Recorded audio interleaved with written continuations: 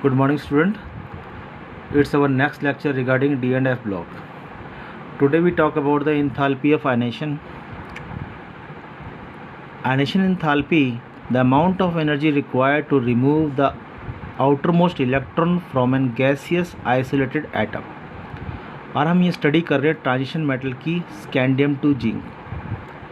तो यहाँ पे लिखा हुआ कि ionization enthalpy of s block less than d block less than p block, यानी कि डी ब्लॉक की आयनाइजेशन एंथैल्पी इंटरमीडिएट है एस और पी ब्लॉक के बीच की. तो हम यहाँ सीखते हैं कि आयनाइजेशन एंथैल्पी का मतलब क्या होता है. यहाँ मैंने एक डायग्राम बना रखा है आपके लिए. ये डायग्राम देख रहे हो. Imagine it is an iron metal. Imagine it's an iron metal. और iron metal if it is an element it consist of several number of atoms और a same kind of atom. इसमें से मैंने एक atom को बाहर निकालना है. Atom get isolated in the gas state. अगर आप निकालोगे तो उसे हम कहते हैं, तो उस एटम को निकालने के लिए रिक्वायरमेंट क्या है, आयनाइजेशन एंथैल्पी. तो हमारी परिभाषा ही यही है कि आप कभी भी आयनाइजेशन एंथैल्पी एलिमेंट पे नहीं लगाते, हमेशा एटम पे लगाते हैं. और एटम को निकालने के लिए आपको आयनाइजेशन एंथैल्पी लगानी पड़ती है. और इस एटम से आप इलेक्ट्रॉन को रिमूव करके उसे M+ बना सकते हो. तो यहाँ पे मैंने लिखा है डिफरेंट कॉन्सिक्वेंसेज कि जब आप top you have already learn in the 11th class when you are learning classification of elements. तो उसमें आपने सीखा होगा कि आयनाइजेशन एंथैल्पी को 5 फैक्टर अफेक्ट करते हैं.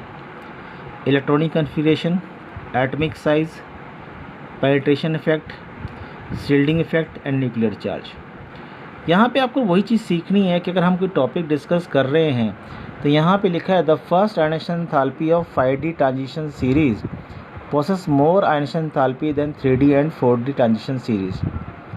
It is mainly due to the electron present in the 4f orbital which have poor shielding effect due to which diffuse shape the result in the increase in effective charge. तो यहाँ पे ये बोला है कि जैसे तुमने पता ही है कि टॉप टू बॉटम मूव करते हो तो आयनाइजेशन एंथैल्पी इंक्रीज करती है. But in case of transition series it increases because आप जैसे 3D सीरीज कर रहे हो scandium to zinc, 4D series कर रहे हो यट्रियम टू कैडमियम, और 5D सीरीज कर रहे हो lanthanum to Mercury.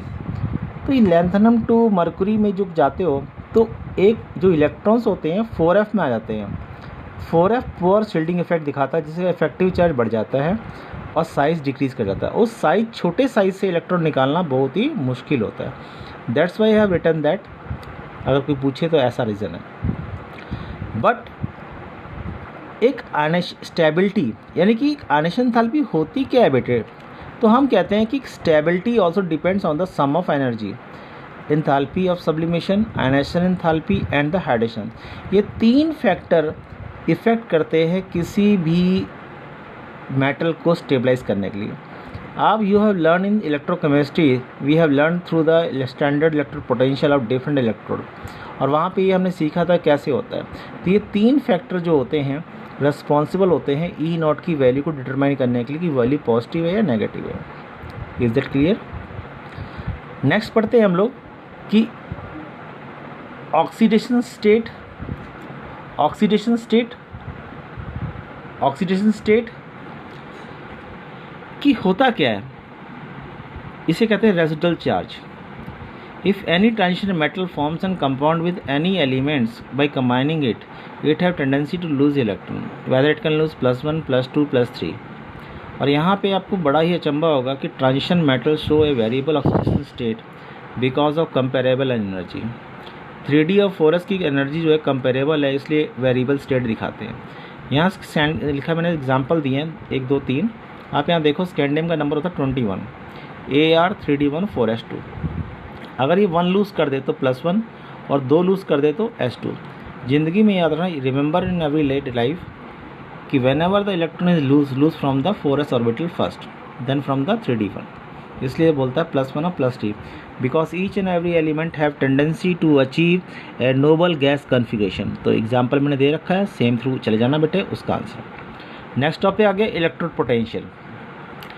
The E0 अगर हम बोलें कि how we come to know the E nought value for the different transition metal, तो याद रखना we can easily determine E naught value of a different transition metal electrode by connecting it with the SHE, because SHE have 0.0 volt E naught.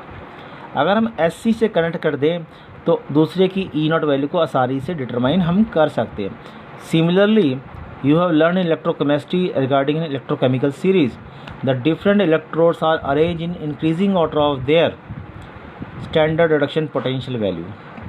तो यहाँ पे वही लिखा है, lower the E nought value more stable is the oxidation state of a transition metal.